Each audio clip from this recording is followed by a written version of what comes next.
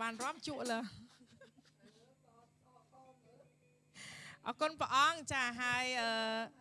ថ្ងៃនេះយើងសរសើរតម្កើងព្រះអង្គជាមួយនឹងគ្នាហើយចាសូមបងប្អូនទាំងអស់គ្នាបានយើងក្រោកឈរឡើងជាមួយនឹងគ្នាយើងតាក់ដៃសរសើរតម្កើងព្រះអង្គតាមចង្វាក់ភ្លេងអាចរាំក៏បានដែរអត់អីទេចាព្រះគ្រីស្ទទ្រង់រស់